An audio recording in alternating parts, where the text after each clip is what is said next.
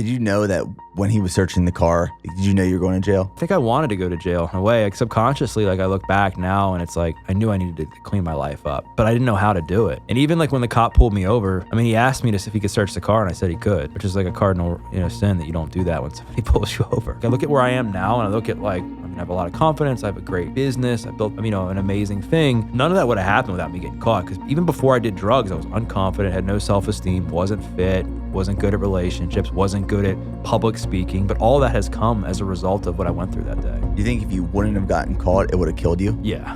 Because I was like, in a way, trying to do it by myself. I would crush up like a line of Coke and a line of Oxy in one like line. And I would think to myself, like, I wonder if I snorted this and I didn't wake up, if anybody would miss me. Before we dive into today's episode, I want to thank you for tuning in and supporting the podcast. Now, we just launched and released a new flavor of whey protein, and this is my signature flavor, quite possibly the best flavor of whey protein we've ever created, and it is key lime pie. If you like key lime pie, you're going to absolutely love this flavor. Even if you don't love key lime pie, you're probably still going to love this flavor. It's a limited launch, so once we're sold out, we are sold out forever. You can go to the link in our description and use code NickBear10 to save 10% off your order. So go try our key lime pie whey protein and let us know what you think. Doug Bopst, welcome to the podcast. Nick, thanks for having me, man. Thanks for being on, man. Of course, happy to be here. So I would love to really just jump into it right away. And then we'll kind of peel back some layers and unpack the story. Cinco de Mayo, 2008. Can you describe the significance of that day and how it changed the trajectory of your life? Yeah, man, it's an important day. It's funny, like a couple of days ago actually was like the 15-year anniversary of this day that I thought was going to be the greatest setback in my life, but ended up becoming the biggest blessing. And so at this time, I'm 20 years old. I'm a drug addict. I'm heavily addicted to Oxycontin. I'm also a drug dealer. I'm selling copious amounts of pot.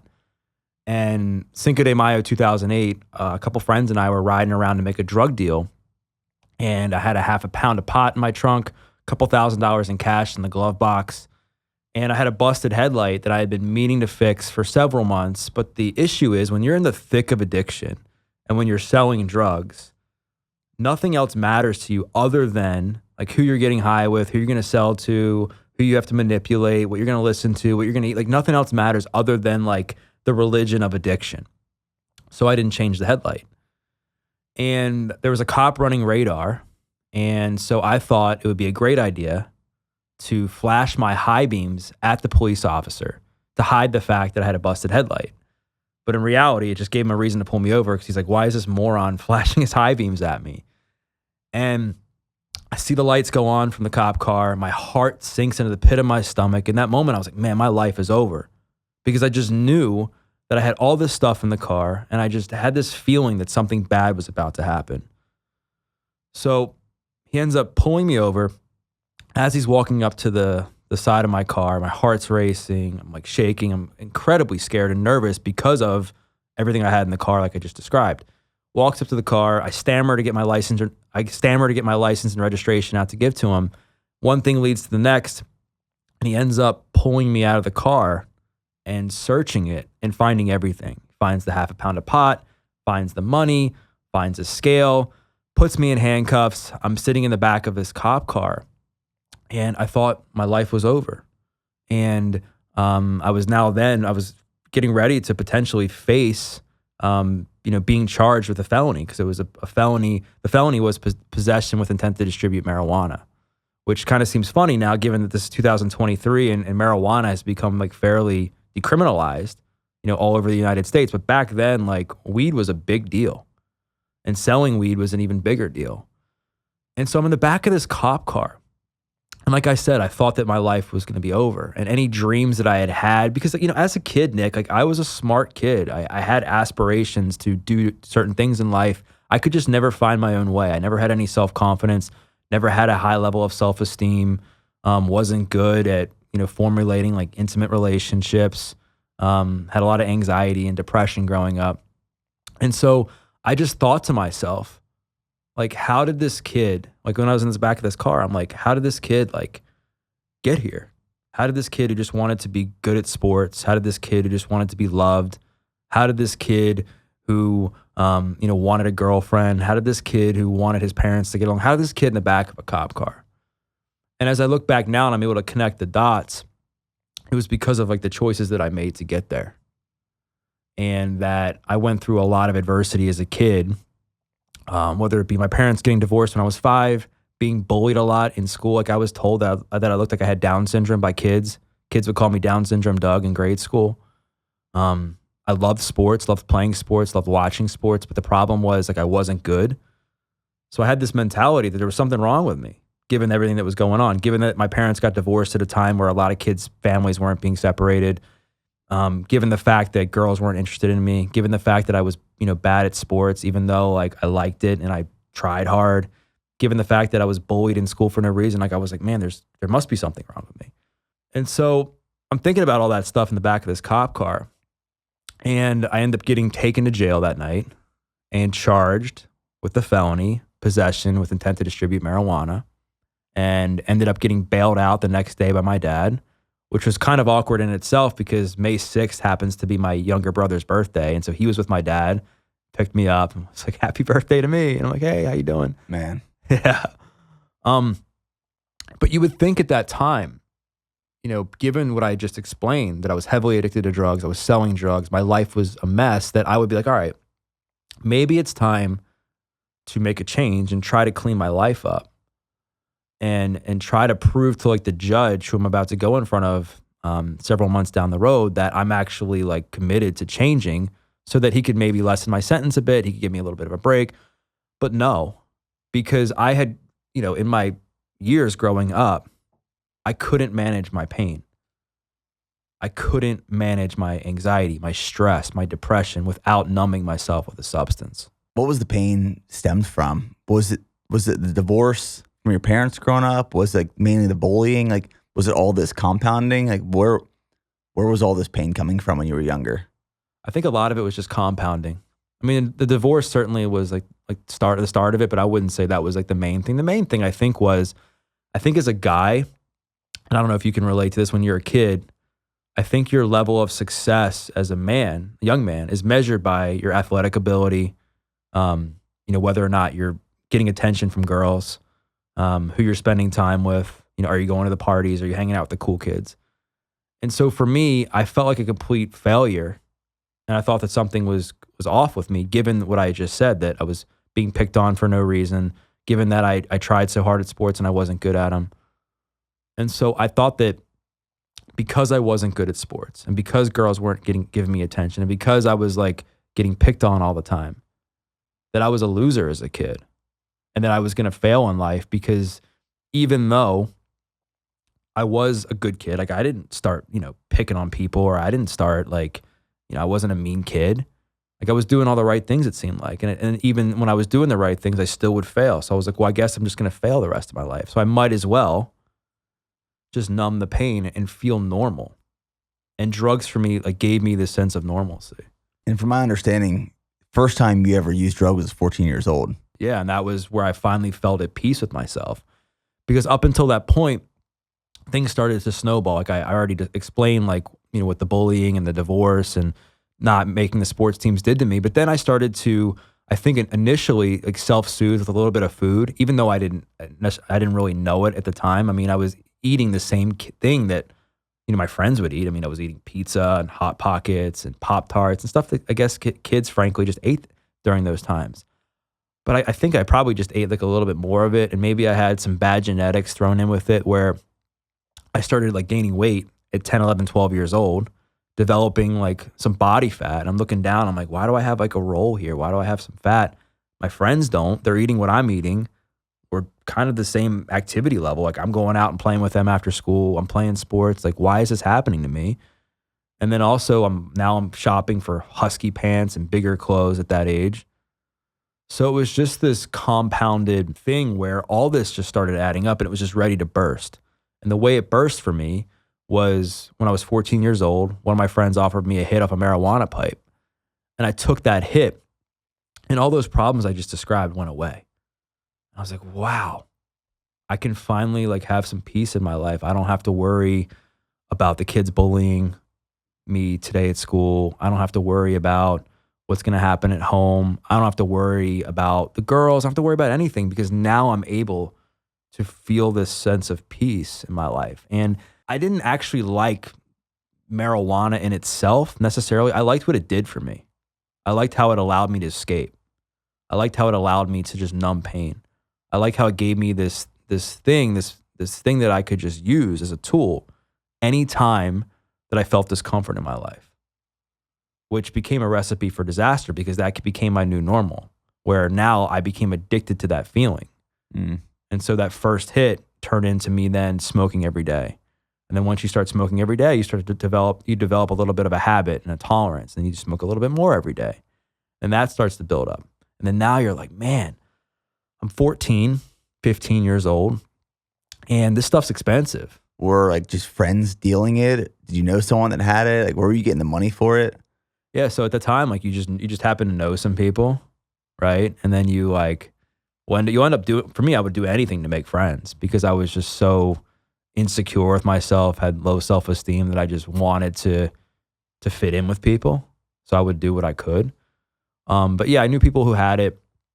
And then like eventually what happened was, because you're making like $5, $6, $7 an hour or whatever it was back then, what was the minimum wage was or just above it, you couldn't really afford like a daily habit like that. So what I would do is you would buy like an eighth of an ounce. Let's just say you bought it, just as an easy example, for $50, which I think was like a going rate back then. So you buy it for $50. Maybe you sell 1.5 grams out of that for $30 to somebody. And now you have 2 grams for, $20, right? Instead of like the street value of a gram back then was $20 a gram. So I've just saved myself half the money, right? So you're essentially buying wholesale. Yeah. And then retailing. A little bit, yes, in smaller portions, because 1/8 of an ounce really isn't a whole lot of pot. At least like in the stuff I eventually end up dealing with when I was picking up like pounds, right? And so I started to do that, and then the more I started to smoke every day, the more my brain just started to change a little bit and get used to this feeling of needing to escape and needing to get high in order to feel normal. And once your brain, in my experience, like finds that and gets addicted to like that feeling, you'll do whatever you can to get it. Whether that's not going to class because you know that you can go get high with your friends at that time, whether that's hiding like a bong in my backpack and weed and bringing it into the house, like whatever it was, you'll do whatever you can to get that fix because at that point, it's in a way, it's like survival. Like that you need that thing to feel a certain way so that you don't lose your mind like I was, because I was losing my mind. I mean, I would come home from school at times and I would sometimes just go in the room and I would cry because I was just so upset. And I was just like thinking to myself, like, why am I being picked on like this? Why am I being treated like this? Like, what did I do? Like, what did I do? Like, what is wrong with me? Why am I different from other kids? And the more that happened and the longer that went on, I just accepted that was the way it was going to be. And I think because I did that, I started to behave in ways that reflected that. I started to self-sabotage. I started to say like, well, I know I'm going to fail anyway, so I might as well just do this, do that. And that's a really slippery slope because, it nearly cost me my life. And then how quickly did it evolve from starting to smoke marijuana and then into more harsh and addictive drugs like cocaine and oxy and stuff like that? How did that evolve in a sense? It was a couple years. I mean, there was a big event that happened on my 16th birthday. This is after I'd had a party when my mom was in the hospital and just had been acting out and stuff where I'd already created some tension in my relationship with my mom. I was weighing out a little bit of pot to sell to a neighbor of mine on my 16th birthday. My mom caught me doing that and kicked me out of her house. And I went to go live with my dad full time the very next day. And at that time, when parents get divorced, the traditional thing is they split custody. So I was living with my mom half the time and my dad the other half the time. My mom and I's relationship was much better than my dad and I's relationship at that time. So I felt so betrayed. I felt abandoned. I felt hurt, like all the feelings that you could possibly feel when you're kicked out of a house. And, I was blaming everybody else for my problems, but myself, like in a way, like I chose to do what I did to get myself kicked out. And I think my mom did the best she could with the tools she had back then. I mean, it wasn't like addiction and mental health and stuff wasn't like talked about like nearly as much as it is today. So I'm kicked out of her house, go live with my dad full time, change schools all within 24 hours. And so I end up meeting new people to get high with, do drugs with at this new school, and ended up barely graduating high school because all my friends and I would do was ride around and get high and listen to music and stuff like that. And so shortly after I graduated high school, I ended up beginning to sell pot now to make money.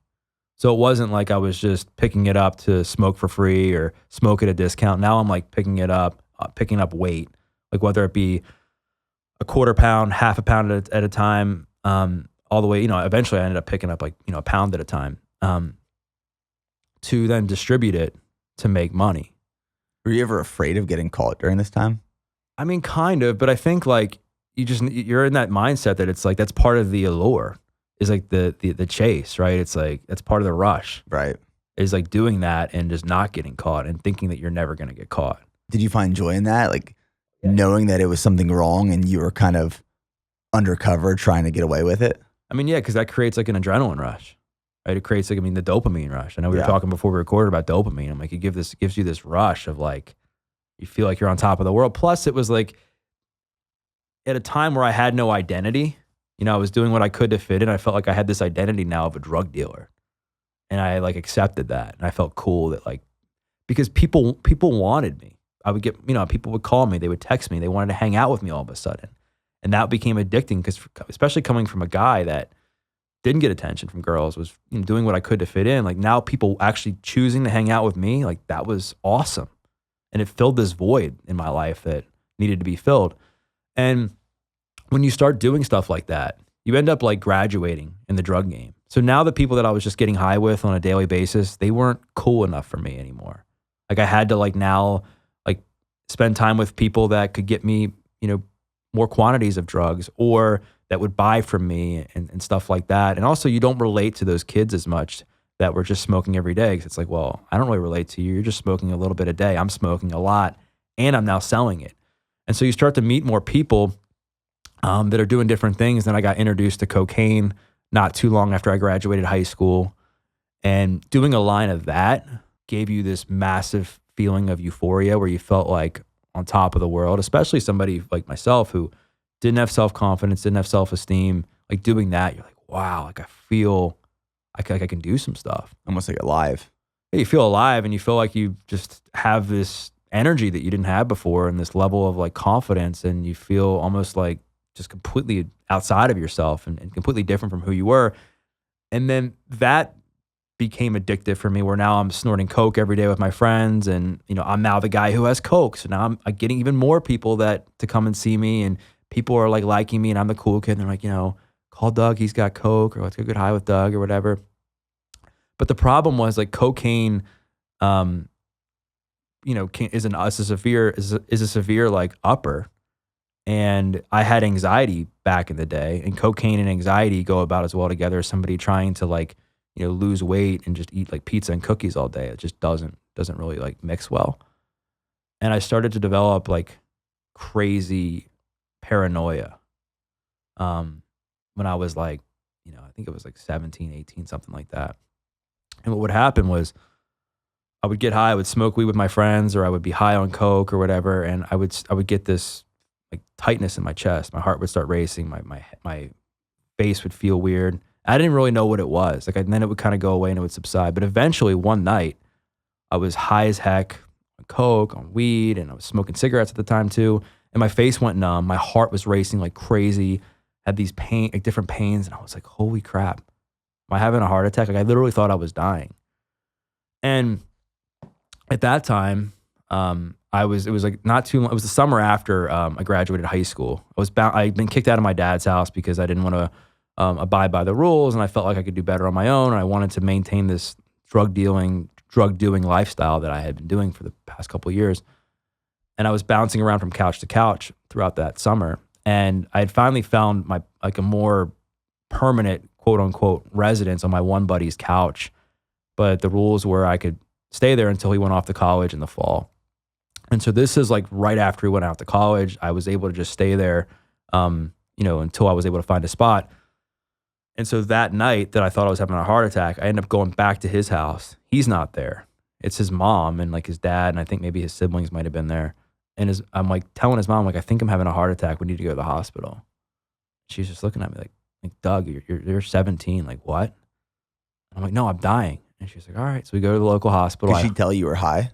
Yeah, I mean, everybody knew what I was doing. Like, Yeah. people like knew this kind of stuff I was doing. I had a reputation, which again, at that time I loved. Now looking back, I'm like, I can't believe I actually like enjoyed having that type of reputation. Right. And we end up going to this local emergency room. I walk through the doors. I'm like screaming, help, help, I'm dying. And, the hospital workers are like, sir, like, sit down. Like, you're okay. I'm like, no, I'm dying. I'm dying. Like, sir, sit down. And they ended up like just strapping me down and to a, in a room and, getting my vitals and stuff. And they're looking at my heart and they were just essentially confirming like, listen, you don't have any heart issues. You're just, you've done a lot of drugs and you just had a massive panic attack. And I was like, oh, what's a panic attack? And they started to explain it to me. I had no idea what it was. Cause again, this is back in 2005 ish. Yeah. 2005 when, nobody was talking about this stuff. So I had no clue what it was. And I leave the hospital. And again, like we talked about those moments when I got arrested of like, you would think I would change. Like there was other moments where stuff happened that was bad that I didn't change because the lifestyle I was living and these tools that I was using to cope were so addicting. And so the 16th birthday, getting kicked out of my house, that was a big moment where I should have probably changed, right? Could have easily changed. A lot of people would have, didn't. That moment in the hospital, walk out. I'm like, man, I just thought I was having a heart attack. I'm in the emergency room at 17 years old. You think I should probably change. And end up leaving there. And now I'm like, all right, how can I deal with these panic attacks while still getting high?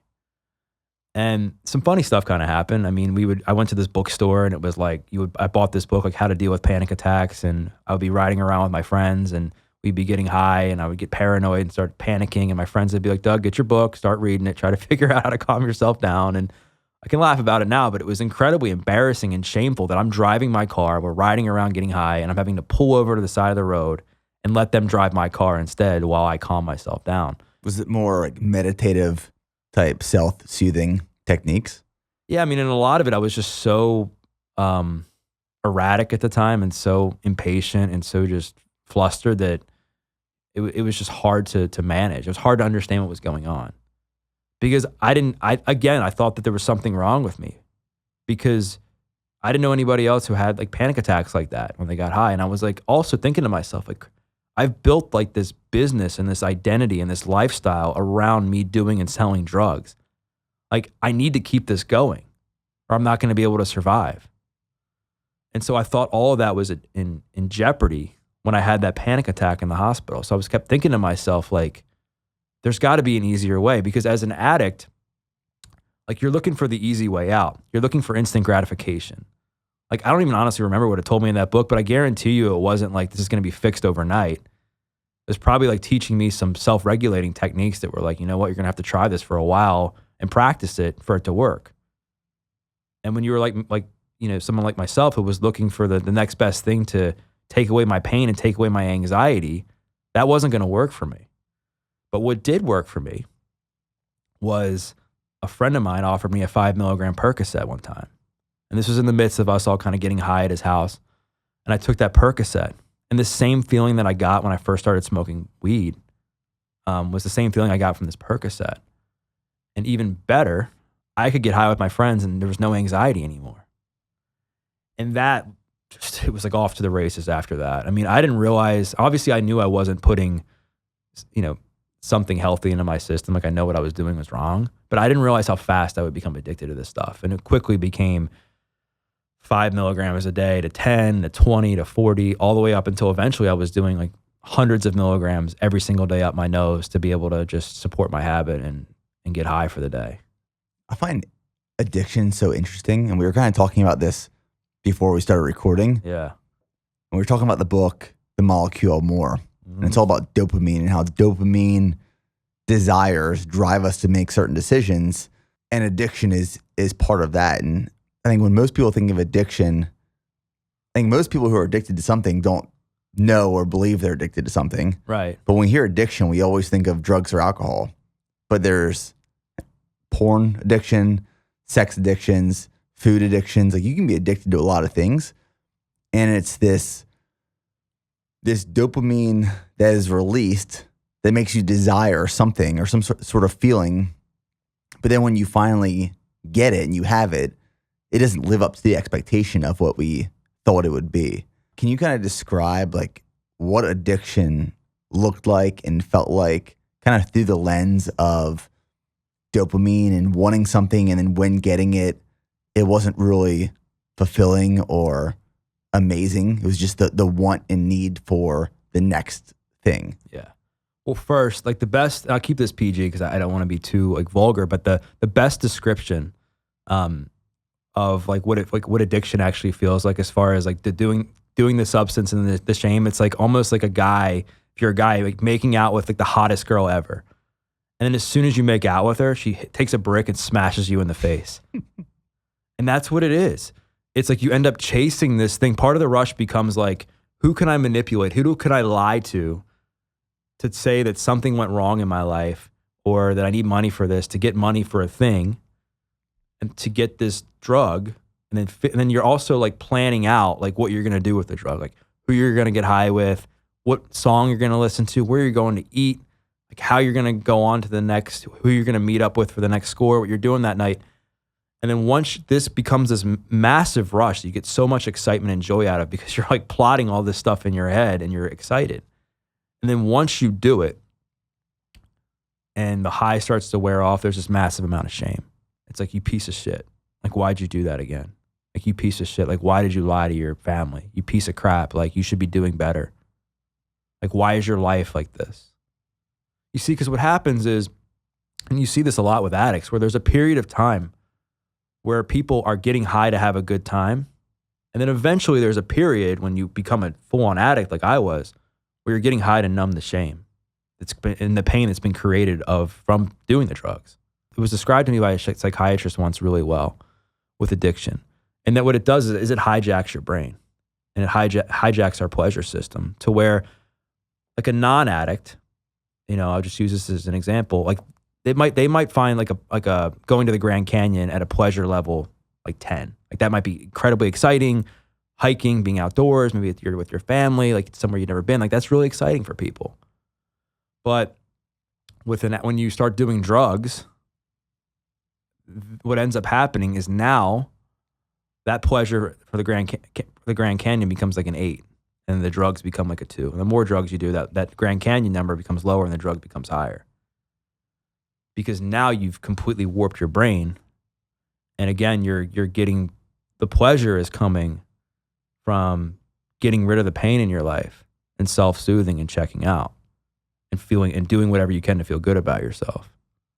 The problem is that wears off super quick.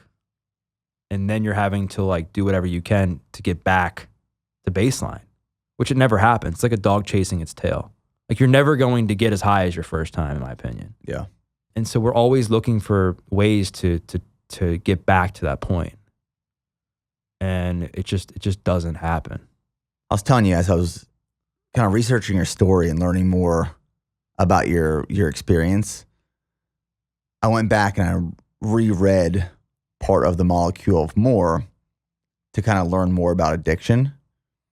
And I don't want to compare it to this, but the way I was thinking about like dopamine was, I went and ran the Leadville 100 2 years ago, this 100-mile ultra marathon in the Rocky Mountains of Leadville, Colorado. And it was stunning. It was beautiful. It was the first time I ever experienced these mountains, these trails, a run like that, an ultra marathon. But I know that if I would go and do that same course over again, it wouldn't be the same experience. Right. It wouldn't be a 10, it'd be a 7 or an 8. It would never live up to that first time I did it. Same thing applies like the first time I did a marathon. Like that first time you do a marathon, that experience is like maybe a 10 out of 10. You'll never get that same 10 out of 10 of experience, no matter what. once you kind of transition into opiates being oxy, perks, how different was that addiction or you using them compared to, marijuana? Was it night and day? And did you see your life kind of change significantly right away? Yeah, it's night and day, because that completely takes over your life. And because I don't know the exact science of it, but the problem with drugs and dopamine too is it gives you this massive artificial influx of dopamine when you do drugs. That's the other part of it. That's a big problem. Where you going for a run, you going for a hike, even having success in business, whatever it is, you get dopamine from that. But the rush you get from doing a substance like cocaine or oxy or amphetamine is way, way higher than that. And the thing with oxy is it does two things. You obviously get the dopamine rush from the chase and the pursuit of doing that thing and the euphoric feeling you get when you snort it. But it also, attaches to that pain system and it's a painkiller, right? And not only is used for numbing physical pain, but emotional pain. So it does both of those things. So it's completely dangerous once you go down that path. And my life just started to fall apart really quickly because of what it did to my brain and because of how it was able to completely mask all of my problems and sedate me to where even though at that point, I'm a teenager, my friends are off at college, a lot of my friends are off at college. My relationships at that point with my family are pretty damaged. My relationship with myself, as you can imagine, is completely destroyed.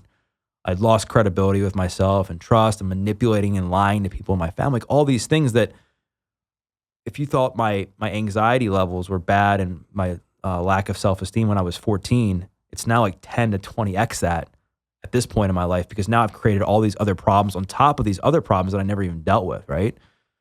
And so that was able to heavily sedate me from all of that. And because that just took over my life, now it wasn't about selling drugs anymore. It was now about how can I get as much Oxycontin as possible? Who can I scheme to, try to get this? Who can I, who do I have to, kind of burn or rob, in a way rob to get these drugs because they're so addictive.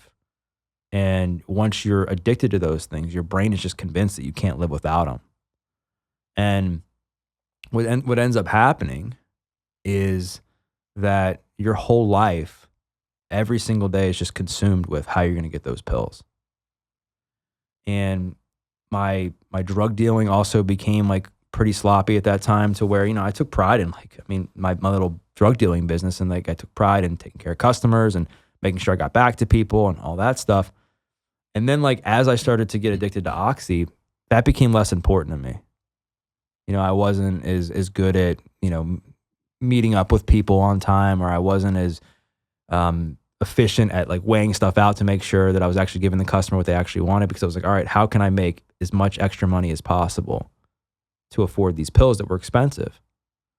And because back then I'm spending hundreds of dollars a day on these Oxycontin pills. For yourself? For myself. I couldn't get out of bed without snorting 150, 160 milligrams at my nose. Because they are just so much. Marijuana is not really physically addictive.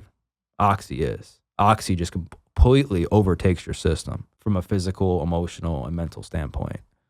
And again, it just completely was something that I knew I needed to continue to do every single day to maintain survival for myself. But my life fell apart quickly because I ended up, not really even being able to afford those pills because my drug dealing got sloppy. I got robbed a couple times. People were threatening to pull guns on me. I had people walk out of my apartment with weed that I had once trusted. And because it was I was so, almost just numb to life that I wasn't paying attention to stuff like I used to. I'm assuming because of this sloppiness, this is one of the reasons you ended up getting caught and going to jail. Yeah, and I think I wanted to go to jail in a way. Subconsciously, I look back now and it's I knew I needed to change that headlight. I knew I needed to clean my life up, but I didn't know how to do it. And even when the cop pulled me over, he asked me if he could search the car, and I said he could, which is a cardinal sin that you don't do that when somebody pulls you over. Did you know that when he was searching the car, you knew the outcome before it even started? Did you know you were going to jail? I knew. I mean, I just knew that something bad was about to happen. I mean, it started because like my friend in the back seat had an open container of beer, which I didn't know about until we got pulled over. And then I think he like kind of mouthed off a little bit to the cop, and then cop found the open container or smelled the beer, and then I was just trying to like be nice to the cop, I think, and just be like, all right, well, if I like cooperate with him, he won't arrest me or whatever. Even though like in the back of my mind, I'm like, we were so freaking screwed. Yeah. Just given what I had in the car. Nope. But it ended up like, honestly, like, you know, without that day, like I look at where I am now and I look at like, I mean, I have a lot of confidence. I have a great business. I built some, you know, an amazing thing. None of that would have happened without me getting caught. Because even before I did drugs, I was unconfident, had no self-esteem, wasn't fit, wasn't good at relationships, wasn't good at public speaking. But all that has come as a result of what I went through that day. You think if you wouldn't have gotten caught, it would have killed you eventually? Yeah. I mean, because I was like, in a way, trying to do it by myself. Like trying to, I mean, I wasn't trying to like I wasn't trying to commit suicide, but I would crush up like a line of Coke and a line of Oxy in one like line. And I would think to myself, like, I wonder if I snorted this and I didn't wake up, if anybody would miss me. Like, I really wondered that. It's heavy. It's heavy because I just felt so low about myself and about my life. And then I knew I was made for more. Like, I just knew that, again, I was a good kid, smart kid, was kind. I just knew that there was something that I could be doing that was better than what I was doing. I just didn't know how to do it. And so I'm really thankful that I ended up going to jail, where jail ironically gave me the tools that I needed to transform my life. Because when I was addicted to Oxycontin, like that slope was getting slipperier and slipperier and slipperier as time went on. I mean, I was going to friends' funerals. I was, you know, getting robbed, like I said. I was burning, you know, bridges with my family. I had 21 jobs by the time I was 21 years old. Like, it was crazy. Like, my life was completely a mess.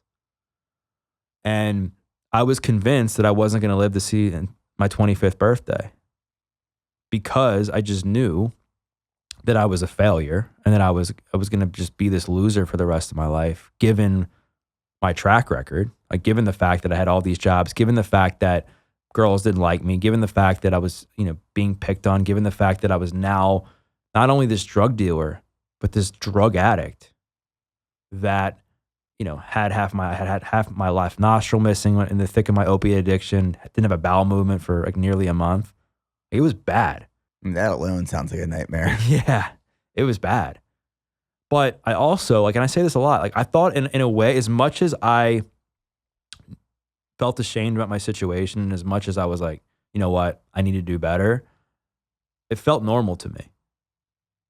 And I think your environment creates a false sense of normalcy, in that all the people I was surrounding myself with were doing exactly what I was doing. They were scheming, trying to figure out a way to get Oxycontin.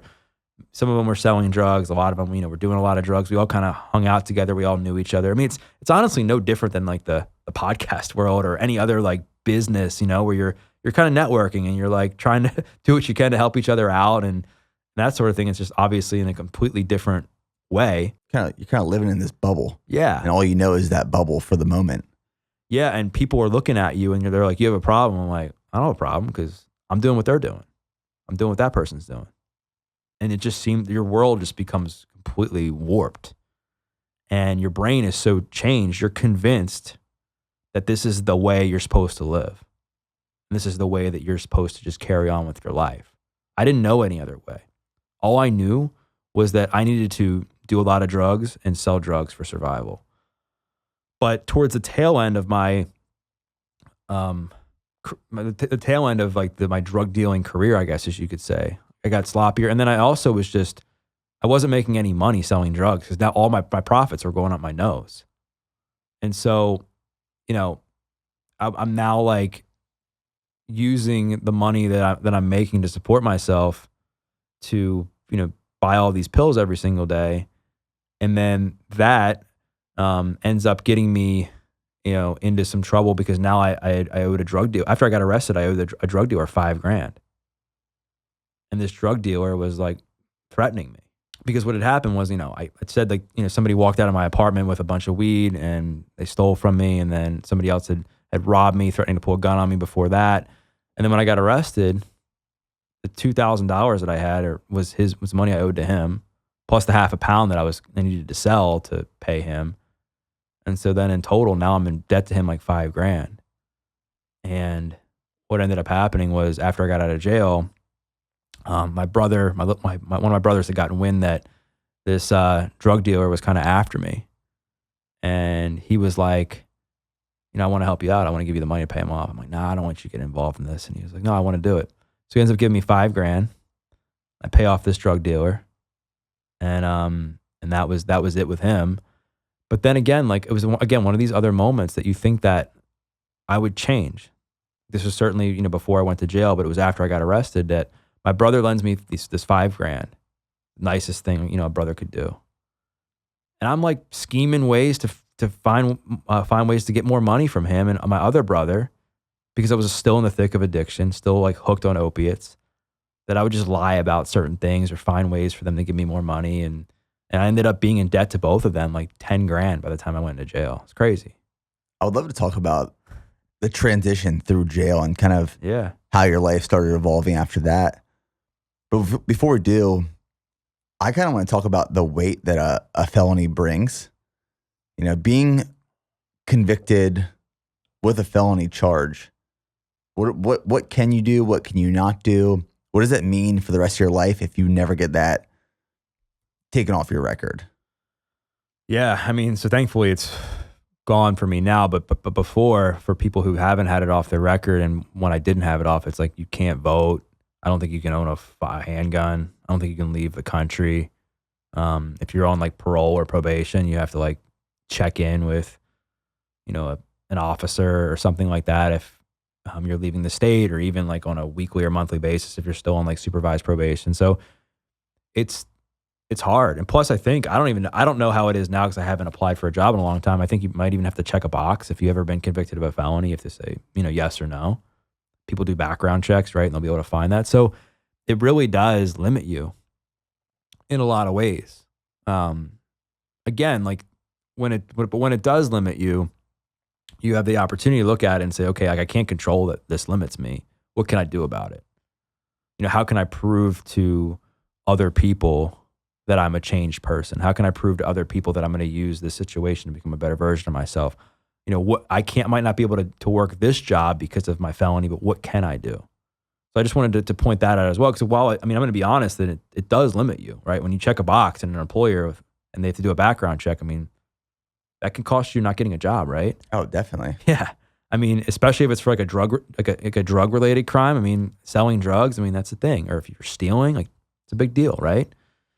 And not being able to leave the country, big deal, right? Especially like when you end up like, if you get married and you have kids and like your wife and kids, and you want to take them on a vacation, you want to go explore the world, like you can't do that. It's hard, right? You want to vote? You want to like, do your duty as an American to vote? Can't do that. It's hard. So there's all these things that go into that make it more challenging. But again, like one of the things that I've had to do throughout my life is just say like, you can't change that. If you're unable to get the felony removed from your record, like you're never going to be able to, you can't physically change that. But what you can do is you can change how you move forward, like how you're going to be able to evolve and grow as a human being so that you can not let that define you. Because there's plenty of people like that, they'll have something like that happen in their life. You see this a lot with anything. Convicted felon, divorce, lose a job, and they just point back to that event as an excuse to behave poorly moving forward, right? It's like the person who gets divorced and then they start drinking every day, and then because they're drinking every day, that costs them their job, or that costs them a relationship with their kids, or that costs them their health, or whatever. And it's like then they blame the divorce, and it's like, no, like the divorce didn't cause you to lose your job or your relationship with your kids. Like the way you responded to the divorce did that. And I think this is such an important message now because, even now, like people are like, well, your life must be so great because, you're in recovery and you've done all these things. And it's like, no, like life's still hard sometimes. Mm-hmm. I still get stressed. I still get anxious.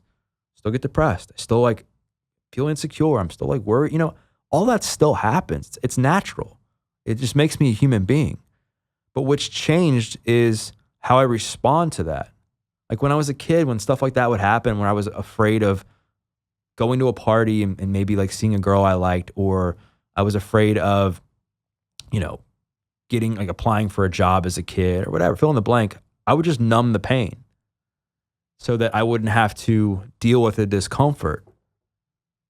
And now it's like I look for ways to embrace that and use that to my advantage. And also accept that that's part of being a normal human being, is that like if you're not experiencing discomfort because you lose a job, like there's something wrong with you, right? Yeah, definitely. You know, it's just part of the way it is. But I wanted to make sure I just kind of like touched on like both sides of that the felony, I mean, yeah, it can certainly limit you, but again, it doesn't have to define you if you let it. If you don't let it, yeah. No, I appreciate that. Now, when you got to jail, Yeah. I'd assume that you were at that point still pretty heavily addicted to drugs. Was there a pretty difficult kind of washout period of dependency and withdrawal when you got there? Yeah. I mean, so for some context, I ended up going to court September 30th, 2008. And again, like I've mentioned a couple of times, you think that between me getting arrested and that point and that, you know, me going to court, that I would have made a decision to try to figure out a way to get my life together. And obviously I didn't. And so I end up going to court and the judge convicts me of the felony, which was, you know, he found me guilty of the he found me guilty of the felony, which was possession with intent to distribute marijuana. He ended up sentencing me to 5 years in jail, but suspended everything but 90 days, meaning if I like failed a drug test, if I violated probation, if I committed another crime, like whatever, if I did anything to like violate their terms, that I could potentially have gone back and done the full 5 years. Gave me 5 years of probation, 200 hours community service, all kinds of fines and drug classes. But he looked at me, he's like, Doug, you're young, you're 20 years old. This felony conviction is going to haunt you for the rest of your life. He's like, I'm going to give you a deal. And I'm thinking to myself, like, deal? Like, where's the deal? Like, I'm going to jail. Like, I don't understand. He's like, if you get through the full 5 years of probation without messing up at all, I will take the felony conviction off your record and give you a PBJ, which is probation before judgment, which is kind of like giving you like a bit of a pass, right? At the time, I was like, all right, whatever. Like, I'm not going to be able to make it through these next, 5 hours without getting high. How am I going to make it 5 years? And like I said, I was convinced I was going to die by the time I was 25. I had no self-confidence, and I was convinced that I was going to fail because that, based on my track record, I'd failed at essentially everything up until that point. So obviously, I had no other choice. I was like, all right, whatever. I'll take the deal. And I report to jail a few weeks later. He gives me some time to gather my stuff and get some things situated. And it was a week after my 21st birthday. And I ended up like walking through the gates of this detention center, incredibly like scared, because I was the unconfident, unhealthy, overweight kid who like wasn't a fighter or anything. So I was like, I'm definitely going to get the crap beaten out of me. I'm going to get picked on. Like all these things are going through my mind about what's going to happen to me in there. And plus I had this Oxycontin addiction that I needed to kick. And so when I got in there, it was rough. I mean, it was like one of the hardest things is going through that when you're in a cell with another guy and you're having to like vomit and like, take a shit in front of another man. Like, there's no stalls. You're just there. You're in a cell. And I detoxed cold turkey off Oxy for a couple weeks in there. And some of the symptoms were uncontrollable bowel movements, vomiting, tons of pains and aches. You have to remember, like, Oxycontin is a very potent painkiller.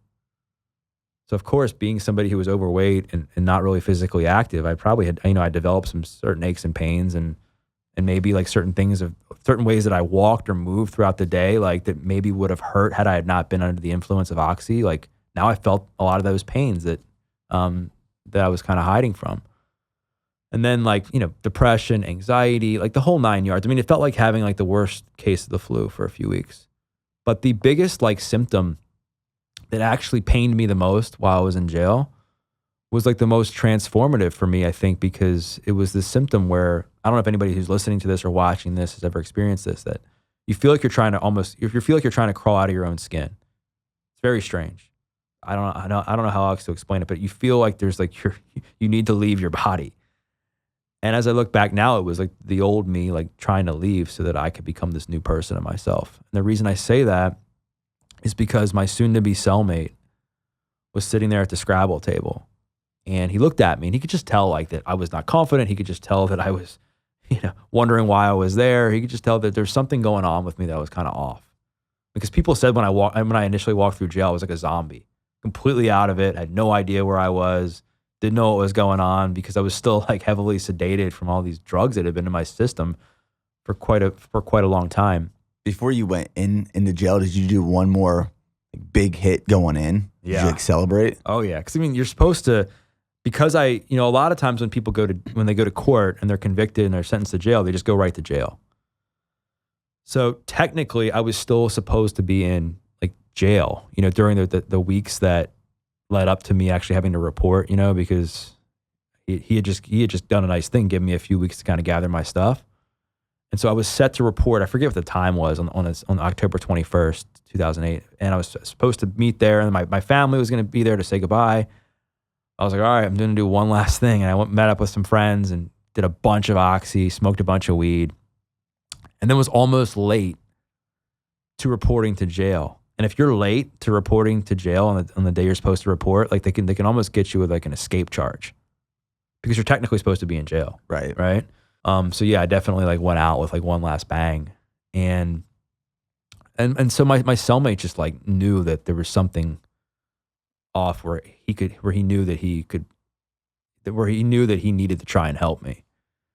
And so he looked at me and he was like, and I describe him like as a more jacked version of Brad Pitt from Fight Club, just to give some context. He was super jacked. He was just kind of like a little rough around the edges, but just this jacked, super nice guy. And he was like, you're going to start working out with me when you get through your detox. And I was like, dude, bullshit. There's no way. Like I said, I was 50 pounds heavier than I am now, completely unathletic, unhealthy. I was like, there's no way I'm working out, let alone I'm not working out in front of a bunch of grown men given my fitness level.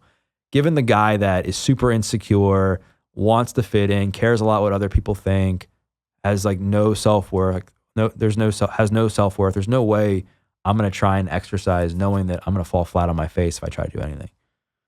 So he kind of looks at me after I tell him no. He's like, all right, man, whatever.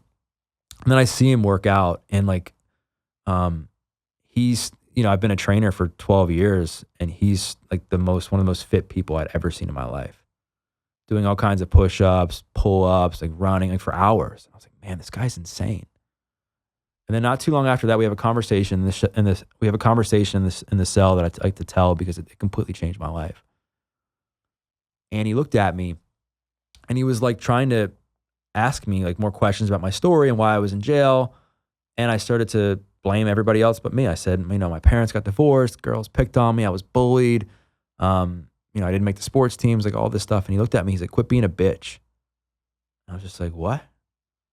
At that moment, he told me what I needed to hear, not what I wanted to hear. What I wanted to hear was like, it's okay, Dougie. Like the world's against you. Like, it's okay. Like it's okay that you're here. Like, it's everybody else's fault. But he was like, dude, you're blaming everybody else for your problems but yourself. He was like, there's plenty of people that went through what you went through that aren't in jail, right, Doug? And I'm like, yep. He was like, no one's coming to save you. He was like, you have two choices. He said, you can be a man, look yourself in the mirror and say that you got yourself here and that it's up to you to change. Or you can be a bitch and go cry in the corner, say, woe is me, and blame everybody else for your problems. Like most people will do that. But he was like, no one's coming to save you. No one's coming to rescue you. Because before that, I was looking for anybody and anything to come save me and rescue me from all my problems. I was looking for drugs. I was looking for attention from girls. I was looking for attention from people who wanted to buy from me or that wanted to get high with me. I wanted attention from my family, everything to rescue me and save me from Doug Bopst. And it wasn't until that moment that I realized, I don't have everything figured out. I don't. Like, clearly, what I was doing wasn't working. Like I said, 21 jobs by the time I was 21, convicted felon, in jail, drug addict, damaged relationships, completely broken from a mental, spiritual, and emotional level. So that in that moment, I felt like a little inspired. I was like, man, like, I guess I have no other option to give this a shot. Cause I was like, I certainly don't want to be a bitch, right? Yeah. I don't want to be that. So I was like, let's give this exercise thing a try. And we're getting out in front of a bunch of grown men, which was, again, like one of the most uncomfortable things in my life, because I just was like, man, everybody's going to look at me and think I'm a complete loser. It was like kind of like triggering me back to school, where everybody would pick on me. Everybody would make fun of me because of certain things, or the way I looked, or my weight, or because I wasn't good at something, even though I liked it or whatever. And I was like, the same thing's going to happen now. Like, I'm going to try and exercise and people are going to make fun of me. And you know what happened? I got down to do a push-up. Couldn't even do one for my knees. And I said to my cellmate, I'm like, why can't I do a push-up? He's like, because you're fat. Because I felt like ashamed. And I was just like, man, like I kind of pretended like I thought I could do one, even though I knew I didn't. I was like, why can't I do it? And he's like, you're fat. And I was like, what do you mean? He was like, dude, like, I'm not going to sugarcoat it. He's like, you have excess body fat, your core is weak, you have no upper body strength, so you're collapsing. But the other thing that happened is I looked over and nobody was like laughing at me, which I thought was going to happen. I was like, wow, like, this is cool. Like, nobody cares, Doug. Like, as much as you think they care, they don't. Nobody cares. Mm-hmm. Like, everybody's in there trying to just do their time and get through it. Like, nobody's there to make fun of you. And it really helped me, because my entire life, when I did stuff, I was made fun of. Whether it was, me playing sports, I was made fun of. When I would ask a girl out and I got rejected, I got made fun of. When I would try and like hang out with certain kids, I would get made fun of. So my mind was convinced that anytime I did something around a bunch of people, whether they were familiar or not, that I was going to be like, made fun of and laughed at. And so I got up off the ground, and I said I was also smoking cigarettes before I went to jail. I was smoking a pack or a pack and a half of cigarettes. And so detoxing from that was like a whole nother level. And it's hard to say like how much that played in, but I quit cigarettes and oxy cold turkey. Awful, right? And so I walk up and down these steps in the jail, and I'm like huffing and puffing because I could barely walk. I come back down, and my cellmate and I, we set some goals, because he was asking me what I wanted. I told him, I was like, I wanted like a 6-pack and all this stuff, these instant gratification, like type, like vanity goals, right? And he's like, well, that's going to take some time. He's like, but we got to get you some strength first. And so the goal was to run a mile and do a set of 10 push-ups by the time I left my sentence. And the way we did it was fascinating. It was interesting because it's taught me a lot now about success, playing the long game, and focusing on small wins. And the reason is because it wasn't like we just got down after that moment we just got down and tried to do a set of 10 push-ups. It was super small, super micro. And that looked like me just trying to hold myself up from my knees, like trying to hold myself up in a plank on my knees to work on my core strength, work on my upper body strength, work on stability, work on shoulder stability and stuff like that. And then that led into, I'll describe how I built the strength, and then the running thing I think you'll find fascinating too. So it started with, holding myself up on my knees, then doing a push-up from my knees, then doing 2 push-ups from my knees. And now I'm like building this confidence, like, holy crap, like I'm doing this. I'm doing the thing that I never thought I could do. I never thought I could do a couple push-ups from my knees, like real push-ups where I'm actually going down. And so now it's like, all right, I can do 2. Let's try 3. Did that. Do 4. And then all the way up until we did a set of 10 push-ups from my knees. And then now we went back to the feet for like a real regular push-up. And I could hold myself up and I could do a push-up. I was like, holy crap, this is amazing. Like at that time, I felt like I just climbed Mount Everest. I was like, I can't believe that I just did this.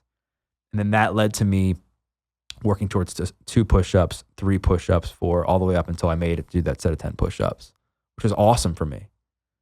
It was so instrumental because it taught me the importance of just doing something even though you're not good at it at first. It taught me the importance of staying disciplined. It taught me the importance of getting comfortable being uncomfortable. It taught me the importance of like focusing on small wins. Right? Because so many people, today, they're like going from like 0 to 100. They're trying to go from 0 to 100. And so you got to go from 0 to 1, 0 to 2, 0 to 3. Like you doing that 100-mile race. You didn't just get up one day and just start running 100 miles. You started with 1 mile, then built off of that, right? And so that was a big turning point for me in jail, because it shifted that instant gratification perspective that I had as a drug addict to playing the long game. And, my cellmate was very instrumental in like some of the mindset shifts, because he was like, I was like, how long is it going to take me to get abs? How long is it going to take me to lose all this weight? He's like, how long have you been fucking up your body? I'm like, a long time. He's like, it's going to take a long time, Doug. And I was like, okay. And so early on in my journey, I accepted that it was going to take some time to build that. And the running was cool because they had this perimeter in the common area of the jail.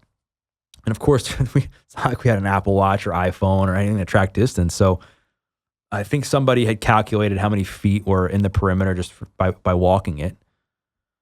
And I'd have a deck of cards. And so it started off with me just like walking, around the perimeter. And every time I would do a lap, I would take a card from my left hand and move it to my right hand. That's how I would track my distance and how far I would go. And then every time I'd run a lap, I would move a card from my left to my right hand. Every time I would do a lap, I would move the card from my left to my right hand. And then once I built up some endurance, I started to be able to like do like slow jog, and then like run jog. And then eventually I started just running. And it got to the point where I was able to run a mile in there. And it was game changing for me. I would love to talk about this cellmate of yours. Yeah. I believe his name's Eric, correct? Eric, yeah. Was Eric viewed and perceived from everyone else in the jail as a leader?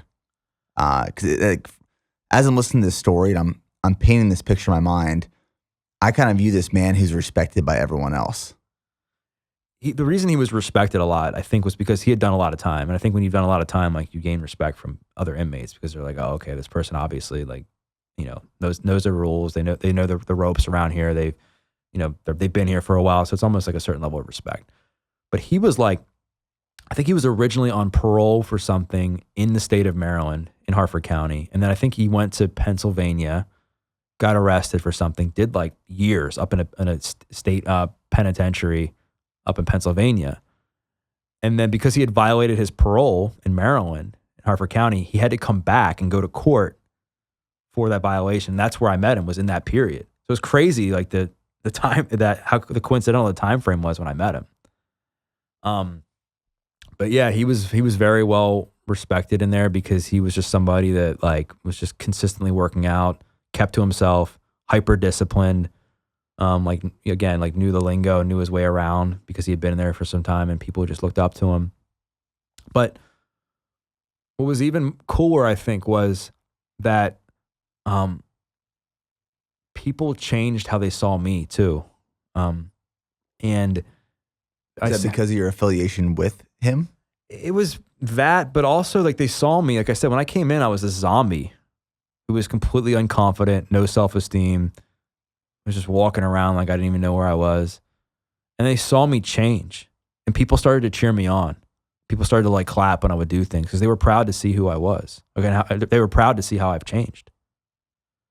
And they just, I think everybody loves like a story like that, a transformation story. And these people just saw that, and they were like, wow, like good job. Like everybody was so proud of me for doing that. But they also held me accountable, because Eric had told me, it was funny. He had me on like a little diet when I was in there too.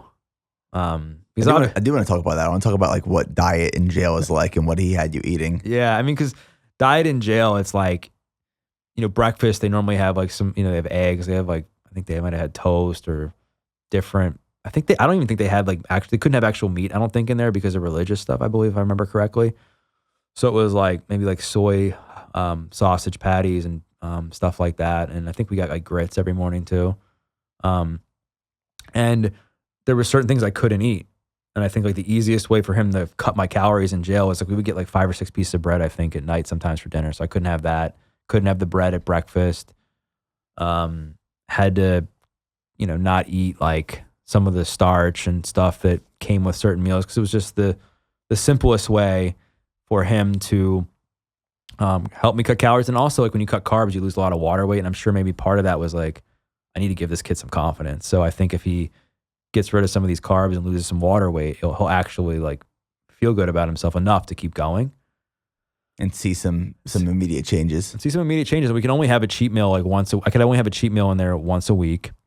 What was the cheat meal? It's called a hookup. So what we would do is there was a store, like a commissary store, and you could order like ramen noodles. It's like a famous prison food, obviously.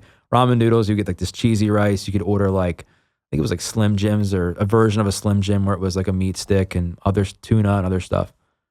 And we would save like our like certain, meat throughout the week that we would get, throughout the course of the week, because we would get, they had like sweaty meat sandwiches, they called them, for lunch, which was like a soy bologna, I think. It was just kind of gross, but sounds delicious. Yeah, when you're in jail, you don't have much, you don't have many other options, but you would save like the meat you would get throughout the week, and then like on Sundays it was like chicken day, where we would get like chickens, almost like a rotisserie chicken for dinner. So we would save that, and what we would do is we would take this big plastic bag. We would take the meat we'd saved from the week, we put it in the bag, add the cheesy rice, add the ramen noodles, add the Slim Jim type meat stick, and then the tuna and whatever else.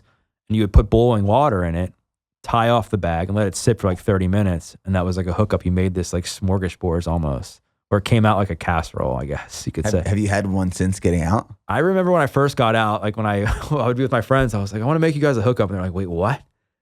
And I would tell them what it was. Like, that sounds disgusting. And I'm like, just try it. And yeah, I made it because I wanted people to like experience what I experienced in there. And I don't think they thought it was as bad as it was, but eventually, like I started to take nutrition seriously when I got out of jail, and I started to make like different shifts in my life with that, and reading more like muscle and fitness and things like men's health and men's fitness, to just get an idea of like, how do I lift to continue on with the physique goals that I wanted. Because when I was in jail, like Eric had me on this diet and I wasn't allowed to eat certain things, and I'd have that cheat meal, but he could only really help me with the food in jail and how I could, create a plan in there. I mean, he gave me certain pointers and tips about like how to eat when I got out, and gave me some recommendations, but a lot of it I had to learn on my own and figure out what worked for me. But I mean, I developed this innate level of personal accountability after being in jail, because I just developed these new habits and self-discipline that I'd never had before in there, that transferred into after I got released. And I also got used to, in a way, just having like in a way getting used to like dealing with it with a negative reinforcement. Because what Eric told me is, he's like, all right, if you cheat on your diet, I'm either punching you in the stomach, or you got to run 3 miles. So it was something like crazy like that. It was enough of a punishment that I wasn't going to cheat. And I remember like one night, somebody caught me like eating like a thing of ramen noodles or something like outside of my plan. And I thought I could just hide it from him, and they ended up telling him. Because like I said, like everybody was cheering me on, and they were like in it with me. They were like trying to hold me accountable. And he came into the cell. He was like, all right, Doug, you're either going to run or I'm punching you. What'd you take? I ran. But I don't even think, I don't think at the time I could run that long. I think we negotiated, to do a smaller distance or something like that. But it taught me that I need to be held accountable to myself. I needed that stability and that discipline, because before I went to jail, there was no accountability. I just did what I wanted. And there wasn't any consequences until I went to jail. There wasn't any real consequences until I went to jail. And when I got out, I just found this new level of like passion for just trying to figure out like what else I could do to improve my health. Were you scared when you left jail that all those old habits would come back? Because, obviously in jail, you learned self-accountability, you were building confidence, you had this foundation of fitness that was now introduced into your life. Was there any part of you that thought the day you walked out, you were going to go back to doing drugs? Yeah. I mean, I feared that greatly. Like I cried the day I left jail because I didn't want to leave. I mean, it was that bad. Because up until that point, up until I went to jail, I was a failure, and I had proved to myself that I couldn't stick to anything. I proved to myself that I was going to be addicted to drugs, and I was going to not be held accountable, and I was going to do all these things that made my life a mess and turned it into chaos. But the thing that happened, in jail that really helped me, I think, was I learned how to reattach certain behaviors to certain emotions, to where when I was in jail, I couldn't run from and hide from my emotions anymore. Like I couldn't act out the way I would before. I couldn't self-soothe. So if I was stressed or I was anxious, I had to figure out a way to deal with it. So that came in the form of exercise, obviously. Walking came in the form of just sitting in the painful emotions. It came in the form of just talking to other people about my problems, which this was all very new to me, because I didn't really do that obviously before I went to jail. So I had a little bit of confidence in myself to be able to take all of that I just described and apply it to when I got out of jail. But I was also incredibly overwhelmed with fear about what was going to happen without my cellmate, because I was somewhat convinced that without him I was going to fail, because I did before I met him. I was living the total opposite of what I was doing in jail. So the day I left, I cried because I didn't want to leave, like I mentioned. And then I asked him, I said, how can I ever repay you? And he just said, don't mess up and kind of pay it forward, and gave me a workout plan that I still have framed in my place today, so I don't forget where I came from. And then I just was convinced that there was two paths I could go. I could go the path of convincing myself that I was going to fail without my cellmate, and that I was going to go back to being the person that I was. And then if I believed that was going to happen, that probably would have happened. And that was I would say most of me believed that I was going to go down that path because of my track record.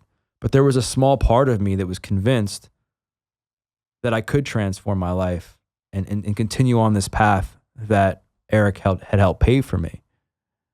And that if I focused on doing everything I needed to do on a daily basis to become a better version of myself, that at least gave me a shot to get towards the person that I wanted to be.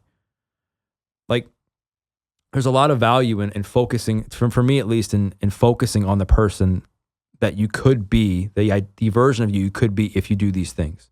I wanted to be fit. I wanted to date pretty women. I wanted to be successful. I wanted self-confidence. And I knew the way to get there was by doing certain things on a daily basis. Exercise, eating a certain way, staying away from certain things, certain people, the way I talked to myself, the way I treated other people. I knew I had control over that. Again, it didn't guarantee me that I was going to get to that place of where I wanted. It didn't guarantee me success. But I knew that if I went the other way, it essentially would disqualify me from even getting any of that. And so I just started to focus on that stuff every single day. I knew what I needed to do. Stay away from drugs, exercise, eat well, run, stay away from certain people. Then I was like, boom, day one without Eric, awesome, confidence. Next day, boom, same thing. Day two, day three. Then you look back and it's I've been doing that. I've been doing that now for a week. And it's wow. For the first time in my life, without any accountability from somebody else, without being behind bars, I'm clean from the drugs I was abusing. I'm engaging in healthy habits. I feel better about myself for the first time in my life. It's wow, I never thought I could be here. And then you just keep going. And then eventually that becomes a month, 3 months, 6 months. And then throughout that process, other things are happening within that. I'm getting motivated now to run a 5K. I'm getting motivated now to actually join a gym for the first time. Because when I got out of jail, I couldn't really afford to go to a gym because I hadn't gotten a job yet. But I was also still kind of terrified to go into the gym and worry about what other people were going to think of me, inside of a fitness facility. Because I still had that in the back of my head a little bit. Right. But again, I was able to do that, and then joined a gym, started to exercise and lift weights and learn more about how to do that. And I started to build some strength and started to be able to do other things. And I was like, man, I can't believe I'm where I'm at now. And then another few months go down the road, and it's I want to figure out a way to give back and help other people use fitness to change their lives. And so you see where I'm going with this. My ability to have the confidence to move on without the help of my cellmate came from me doing things that reflected where I wanted to be. I don't think confidence is built from just thinking your way into doing something. Confidence is doing the thing.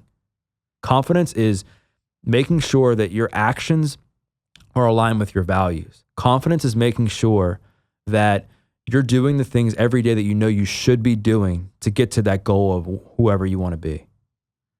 And that's what happened, is I just literally took it day by day. And then those days added up. And again, like I said, early on, my cellmate taught me the importance of small wins and just starting small and just focusing on that day. That workout where we were going to do a push-up from my knees or walk a few laps or whatever that workout was early on. It taught me like, all right, don't worry about what we're going to do a week from now. Don't worry about what we're going to do a month from now. Focus on what we're doing today and just build off of that. And so that mindset carried on with me when I got out of jail. Another big thing that really helped me, and I think it helps a lot of other people that I've talked to, is being able to channel into this dark side of pain, anger. Because I had a lot of pain. I had a lot of anger that was still pent up inside of me because all that stuff didn't just magically go away. I had this chip on my shoulder that I wanted to prove to these people that doubted me, to prove to the people that bullied me, prove to the people that rejected me, that I was going to show them like who I really was, that I was going to transform myself, and I was going to be this person that they're like, wow, like, look at this guy. Like, wow, like, look how attractive he is, or wow, like, I can't believe he did this. And so that was something that really drove me too, was when I would run, when I got out of jail, when I was like stressed out about, what was going on in my life or stressed out about the future, I would think about stuff like that. I would think about people who picked on me. I would think about the girls who rejected me. I would think about myself and what I did, and not in a malicious way, but I would just think about it and remember why I was doing that stuff. And it's not to say that you need to spend your entire life doing things because in spite of other people, but I think that can certainly help you get off the ground a little bit. Yeah, because I think I've heard you talk about how that was where it started. That was the fuel to a lot of the decisions. But at some point you stopped searching for external validation, and it didn't necessarily fuel your future decisions anymore. Would you say now that a lot of the accomplishments you work towards isn't because of the chip on the shoulder anymore or for external validation, but more internally driven? Yeah, I mean, I'm way more internally driven than I was back then. I mean, because, back when I was a kid, all I wanted, like I said, was I wanted to be liked by girls. I wanted to look a certain way. I wanted to have success. And I thought that getting those things would just get rid of all of my problems. And what I had a rude awakening in my 20s where, it became like, I got out of jail and I was just focused on survival and staying away from drugs and actually, exercising, keep myself fit. But then once I saw like a lot of progress with that, I was like, wow, like I can really keep going with this. Like I started to get abs, started to get biceps, started to get veins. My body fat percentage was dropping substantially. And I was like, where can I take this? Where can this go?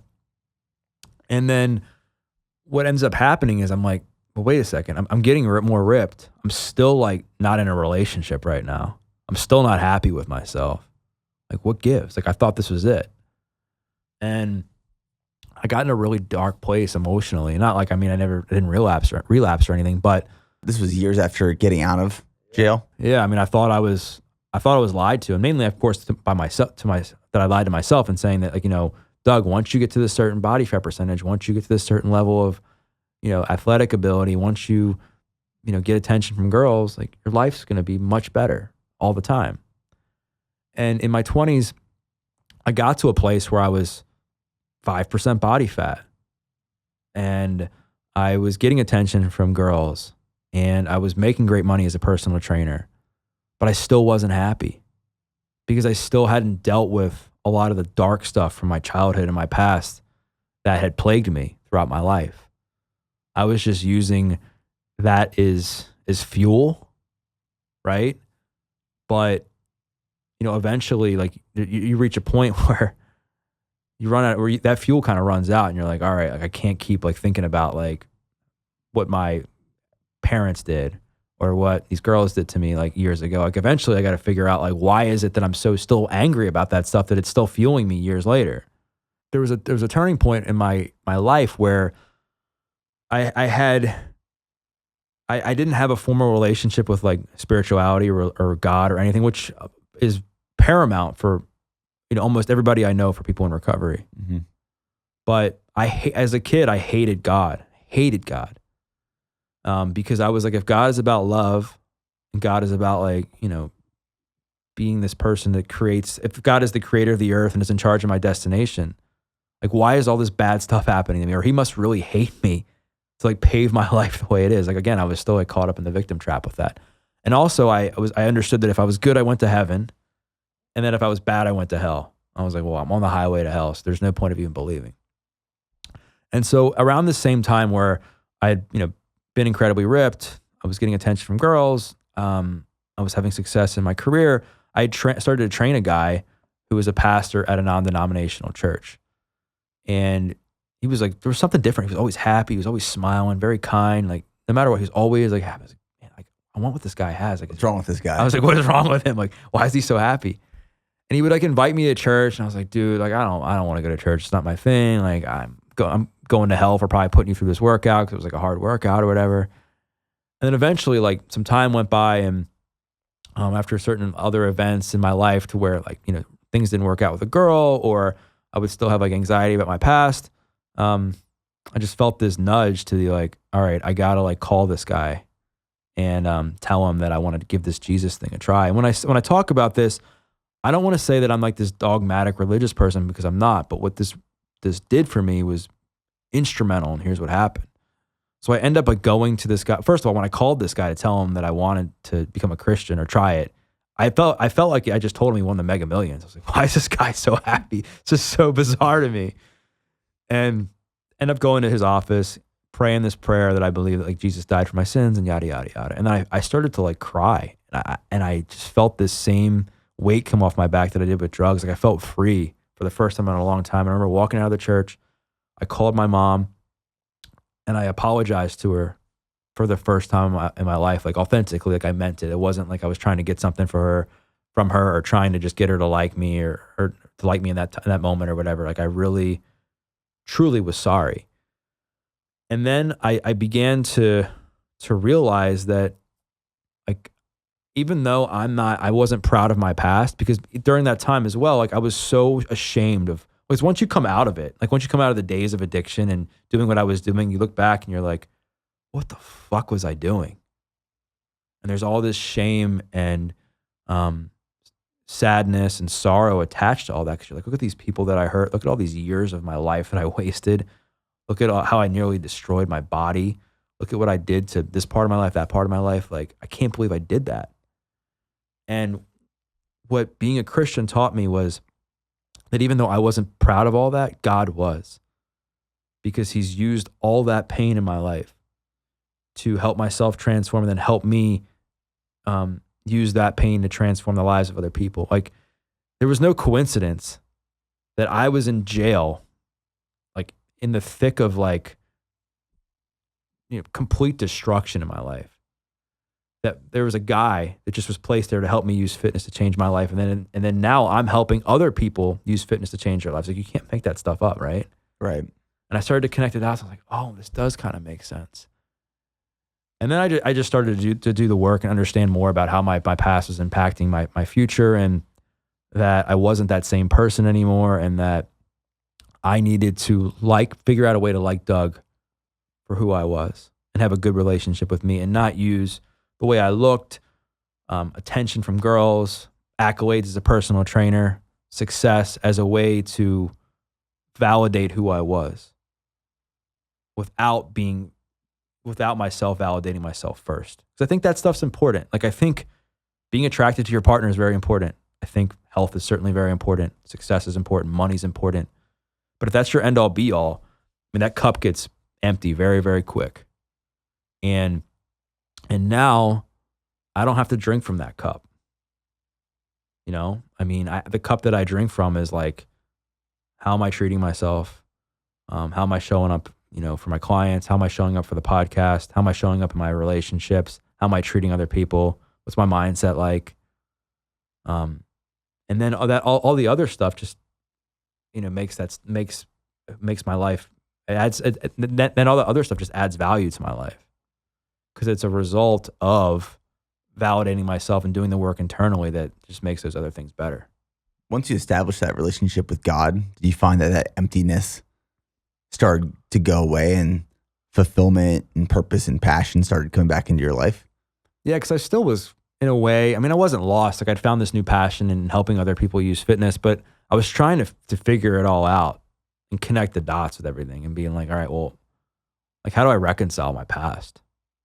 Like, I still had this emptiness and brokenness, because eventually, like, you get to a place where, you have this wake up call where you're like, well, all right, like I'm 5% body fat and I'm like, have like a 12 pack and I have like big, big biceps or whatever. And like girls still aren't like wanting to get into a relationship with me, or I'm not, really in a place where I feel comfortable being in a relationship, or I still have all this anger from my past and all these things. Like, so obviously fitness isn't going to be the tool to save me from all of that. So like, what do I need to do? Right? Because it's like, I can't get much more lean without like destroying my life. Because at that point, like I developed like orthorexia too, where I was like traveling on planes with, chicken breasts and broccoli to eat. Like where I went, I was afraid of going out and eating with my friends. I was afraid of cheating at all on my diet. Oh, I've been there. Yeah, it's tough. Yeah, you take it to extremes. And you've convinced yourself in a way that what you're doing is healthy. You're like, well, how is this unhealthy? Like I'm eating chicken and broccoli. Like how is that unhealthy? I'm exercising like consistently. How's that unhealthy? Or I'm wanting to avoid processed foods. How is that healthy?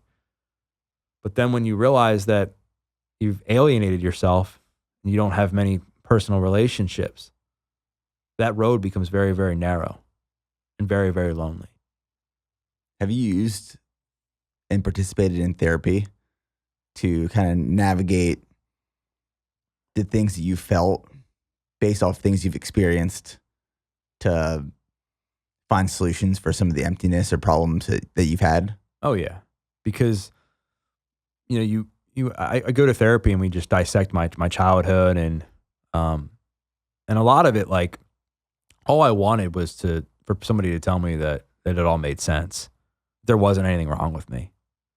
That, of course, like if your parents get divorced, you're going to have abandonment issues and you're going to feel like insecure around women at times. And of course, if you were bullied a lot as a kid and you didn't get validation from sports, even though you wanted to, or validation from girls, of course, like you've wired your brain in a way to say like, okay, like nobody's going to love you, or people are always going to make fun of you, or blah, blah, blah. Or like or the opposite is also true. That because those things made you miserable, that in order to become happy, you have to have those things, right? Because not having those things would make me miserable. And so once I understood that was all like normal for me to feel that way, given where I came from, we were able to unpack it and say, okay, like Doug, like fitness is important, but it can't be your entire life. You can't live your life hiding in in your room eating dinner, not going out with your friends. You can't live your life not cheating. Not cheating on your diet at all, not like eating out, like not socializing. You can't do that.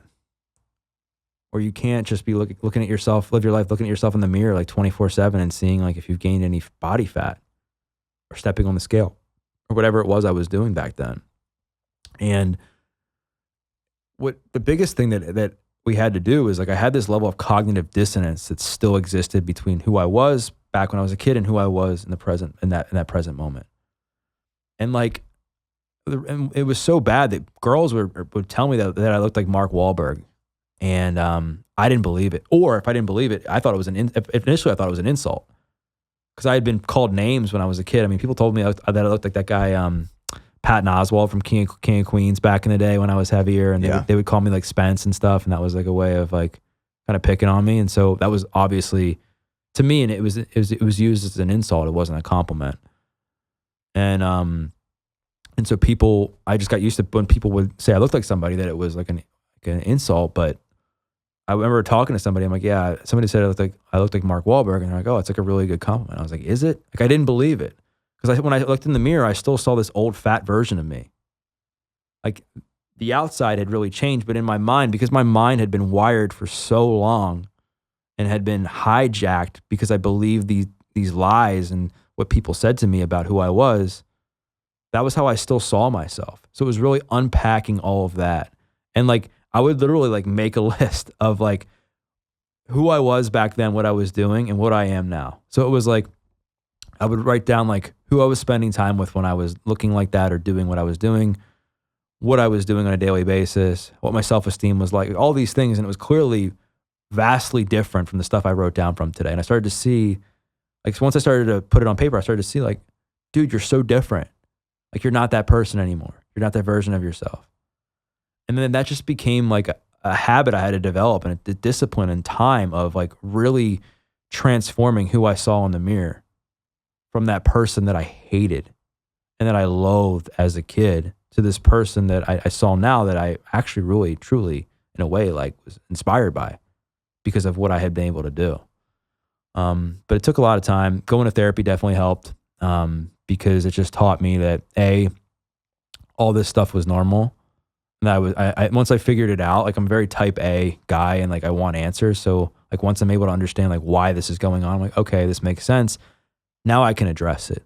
Now, like, what are the steps moving forward in order to do that? A lot of it came down to self-affirmations and like the way I talk to myself, but then also like doing things. Like I was terrified to go talk to girls in public for the longest time, mortified, terrified because of my past and because of being rejected, that I just assumed that because I was rejected by women during a certain point of my time in my life, that meant that was going to happen for me in the future. And so I would just have to go up to women in grocery stores and just start conversations with them. And it was awkward at first, but it gave me, again, confidence because I was like, oh, like they're not afraid to talk to me. Like they're not going to tell you to go away like they did before or whatever. Or the same thing happened like with like public speaking, another thing that I was terrified of. But as a trainer and as somebody that had a lot of success in doing what I was doing, I started like getting pulled in and doing corporate wellness stuff and giving presentations. And so, of course, I was like mortified of what people were really going to think of me. Like I was like, are people going to know like about my past? Or are people going to think I'm a failure? Are people going to think I'm a piece of crap? But no, you get up there, nobody's really worried about you. They just want you to kind of do a decent job and share some health information. And then I would share stuff and I'd be like, oh, like people clapped. People didn't think I was a loser. Like, wow, I'm definitely am different than who I was. And the other thing that really was helpful was I was afraid to talk about my past because during the first 5 years or so of first few years, I should say, of my training career, I still had the felony on my record. And I was like concerned, like, well, what are people going to think of me? Because I was battling these two sides. Where on one side, I was a super healthy dude who had, for the most part, had my life together. I mean, I talked about some of the emotional baggage and mental baggage I was still carrying, but I was still like living on my own, paying my bills, saving money for retirement, like being a good employee, crushing personal training records at the gym I was working at, like doing all these things. But then on the other side, it was like, I still have this darkness to me that people don't know about, to where I was this drug dealer. I was a drug addict. I was a liar, a manipulator. I was a guy that you just wouldn't want your son to hang out with, you wouldn't want your daughter to hang out with. And I'm training these people who really don't know that part of my story. And I was training this woman one time that I began to get close with. She almost became like family to me. And she's like, so how'd you get into fitness? And I was just like, well, you really want to know the truth? And she's like, yeah. I was like, oh, I was in jail and fitness saved my life. I told her a bit about the story. And I was thinking that this person was going to fire me and say, you know what, you're a great trainer, but I can't train with somebody who's a convicted felon and a former drug addict. Like, I just can't. And she looked at me and she's like, I thought the world of you before, but I think even more of you now. Like, I'm so proud of you. It's amazing. Like, keep sharing that. It's amazing. And so that has helped inspire me to keep sharing and being like, if people are going to judge me for my past, this is an important lesson for anybody. If people are going to judge you for your past, those people aren't meant to be in your life because we all make mistakes. Some are bigger than others, obviously, but we all make mistakes in life. We all do things that we look back on. I'm like, oh, I definitely shouldn't have done that. I shouldn't have said that. We're all human beings and no one's perfect. And once you can accept that and know that in life, like things are going to happen that don't go your way. You're going to make mistakes. You're going to have failures. You're going to have setbacks. You begin to see life differently because you begin to see like, all right, like I'm going to do things that I necessarily, didn't want to do or did something that I shouldn't have done. But what can I learn from that? And how can that move me like towards the next phase of my life or to the next version of myself? Versus what tends to happen is people are like, oh my gosh, like I failed at this. So that means every other time I do something, I'm now going to fail. Instead of like looking at it objectively and being like, why did I fail? How can I learn? And how can I move forward to use that knowledge and wisdom I gained from that thing I shouldn't have done or that thing I shouldn't have said to like propel me into, growing into a better version of who that person is. Self-love and like loving the person that you are is super important. 100%. I think a lot of people hate the person they are. They wake up, they look in the mirror, they just hate what they see, they hate who they are, there's no confidence. So especially with social media now, they go and they try to achieve external validation, posting certain things, talking certain ways, attracting certain groups of people, trying to fit in. And what I've observed personally and through other people as well is the more you lean into external validation, the more you're going to hate yourself. It's not going to solve any of the issues you're trying to solve. But when you can truly look in the mirror and love who you are, not hate who you are, but love who you are, and you're not searching for that external validation, that's what's going to start transforming your life. Yeah. I mean, you're so right, because I think once you get hooked on that in that external validation trap, you're no longer living for yourself, you're living for other people. And that's a very scary place to be in. Extremely. Because if you don't develop an identity for yourself, other people that you try to please or other people that you spend time with or try to fit in with will develop that identity for you. And then what happens is you don't even know that's happening, because now you're a chameleon and you're posting stuff or you're doing things just to get that rush, that adrenaline rush, that feel-good rush from the external validation. And that becomes addictive and a very slippery slope. And then time goes on and you've morphed into this completely different version of yourself that's not even necessarily, that's not good, because you haven't done it from a place of self-awareness or internal validation or values. You've done it from a place of wanting to get attention from other people. And then you just start to slowly sway away from who you truly were. And then you all of a sudden, like you wake up and you're like, what the hell just happened? Like, why do I not like myself? Well, it's because you're not even being yourself anymore. Yeah. I think just having the awareness around what external validation can do and how addicting it can be is so important, because I think it is, in a way, it's important. Like if you have a podcast episode that bombs, I mean, I'm sure you're going to look at it and be like, well, what happened? Like, what did I do wrong? Like, how can I fix this, or how can I do better next time? Like, because you got validation from other people, but you're using that in a way that's constructive. You're not saying, like, because this podcast episode bombed, I'm going to take my podcast down. I'm never going to do it again, because you doing the podcast wasn't dependent upon a validation from other people. Right. So I think it's a double-edged sword in that I think it's important to pay attention to feedback from people. It can keep you honest. It keeps you honest, keeps you accountable, right? Like if people aren't buying BPN products, it's not like you're going to keep like sending out the same products, right? You're going to be like, well, the feedback I'm getting is not good. Like, what can I do to shift this? Right? But you're not closing down business, or you're not like going into a horrific mental state because of what people say about you, because you know who you are and you know your mission, your vision, what you stand for, and you're sticking to that. There's a huge difference in that. Yeah, it's like if people keep telling you you're an asshole, yeah, and you keep thinking, I'm not an asshole, they're wrong. But people keep telling you, it's like, maybe I am an asshole.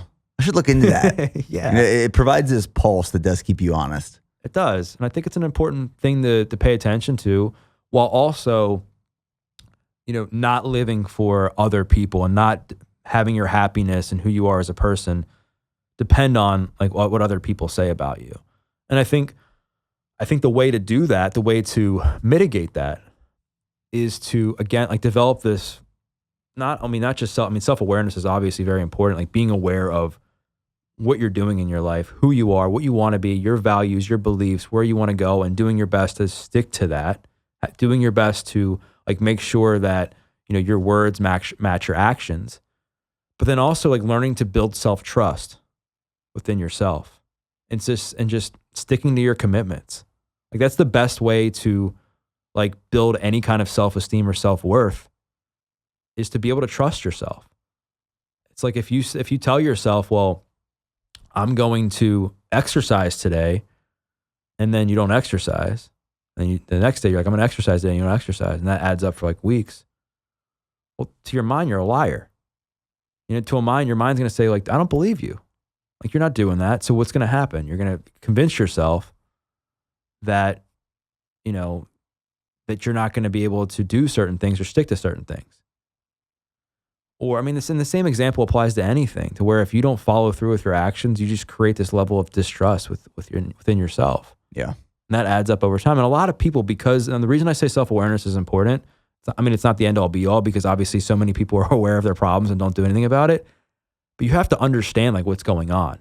You have to understand on a certain level, like, okay, like the reason I don't trust myself, the reason I don't believe in myself right now is because I haven't stuck to my commitments. I've said I was going to do things, I didn't do them.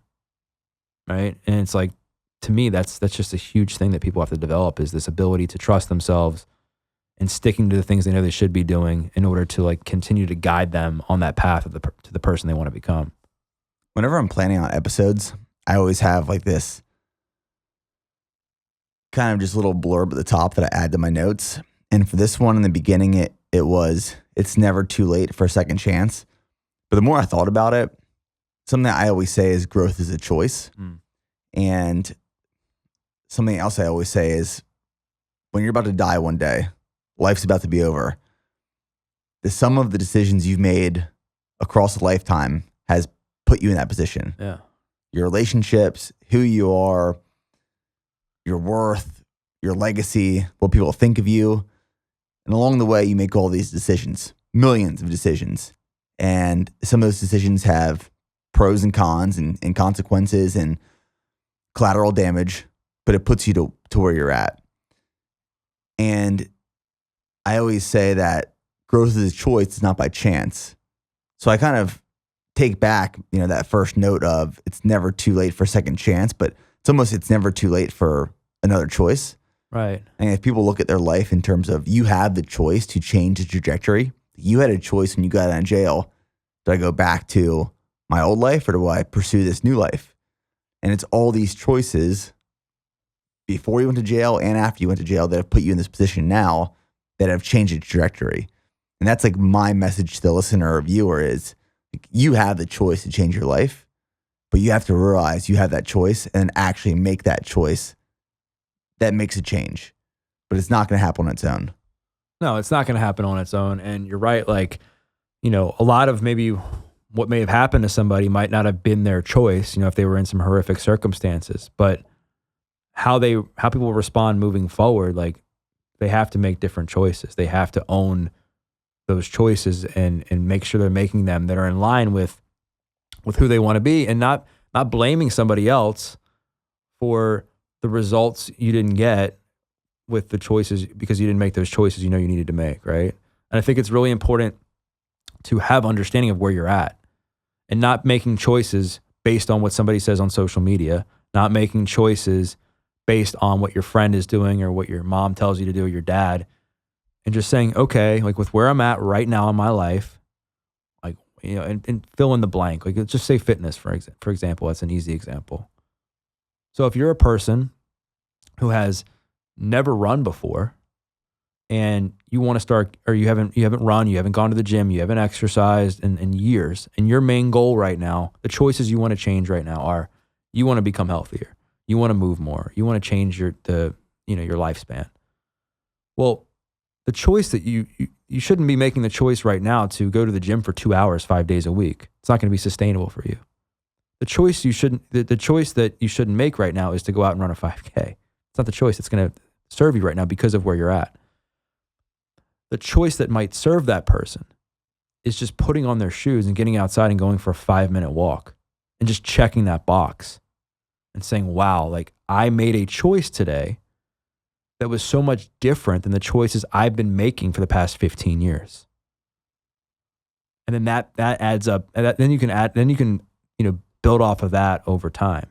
Because what happens when you do that is not only are you checking that box and saying, I made a different choice and I made a choice that's now leading me to where I want to go in my life, in that area of my life, you're also feeling good about yourself because you actually followed through with the things you knew you should have been doing the whole time. Mm-hmm. Like a lot of times when people have been putting their health on the back burner for a long time, they know that they should focus on it, but they're just either caught up in making excuses. They don't know how. They're biting off more than they can chew. They're confused. There are all these things all these variables that happen with why people don't take care of themselves. So when that person finally identifies like where they're at in their life and what they want to change, in that specific area of their life and they make that first small change, so much confidence is built. Because that's often the hardest thing, is for somebody to get off the couch and just get out the door and go for that walk. And they're like, wow, like I come back in, I feel so good. Let me try this again tomorrow. And boom, feel good. Let me try this again tomorrow, and so on. And then next week, it's like, oh, I did 5 minutes, like 5 days last week. Let me try 6. And then that builds. And then like months go by, and now you're outside walking for 20 minutes a day, 30 minutes a day, whatever it is. And then time goes by, and now you're running. And then like you look back and you're like, holy crap, like I can't believe I'm like running like a 5K right now. When like 9 months ago, I couldn't even get off the couch. Where did that come from? It didn't come from just getting up and running a 5K. It came from slowly making these choices on a daily basis that are in line with their goals and that person they want to become. And then once they, get to that place, they're running a 5K, then maybe either along that way of them running or walking more, they've built up motivation to maybe even hire a personal trainer or join a gym or whatever to work on other areas of their health. But all that came from being consistent with those choices, but also from starting with what they could manage within the context of their life. And that's a huge thing I think a lot of people miss, is that people are looking to go from 0 to 100 because people want results quick. They want to lose 50 pounds overnight. They want to be able to run a marathon, in a week. You couch to 5K, right? Like all these things you see. But that's just not reality. The reality is you have to be comfortable with where you're at, or you have to be comfortable doing the things that you're going to do based on where you're at in your life, and then slowly build off of that. And what I can tell you from my own experience is that the confidence doesn't come from running the 5K. The biggest level of confidence will come from the first few days, first few weeks of you doing that thing, for a few reasons. Number one, because you're just changing your behavior in itself. And two, you're proving to yourself that you matter for the first time in a long time. That you do trust yourself. That you do believe in yourself still. That you're worthy. And that, I think, is some of the most powerful things that can happen to somebody, is when they're able to make that shift from just feeling stuck and sedated on the couch and unsure of what to do, when they're able to just say, you know what, no more. I'm going to do what I can today. I'm going to go out for a walk. And then they come back in. They're like, man, I feel so good. I'm so glad I did that. And then it continues on. I mean, there's so much power in all that. Incremental wins. Yeah. Well, Doug, I appreciate you sharing the story. Truly insightful. And I think it's a reminder to people that you have a choice. The choice is yours. Part of that choice is not searching for external validation and truly shaping the trajectory of your life to end up where you will find true fulfillment and happiness. Yeah, man, I appreciate you having me on. I'm glad I was able to come on here and help your audience, and hopefully it inspires people again to own your choices. Because like you said, like as hard as it is to accept that where we are right now is because of a combination of all the decisions and choices that we made, and it's on us to change our choices and our decisions in order to become a better version of ourselves. Thanks, brother. You got it, man. That's a wrap.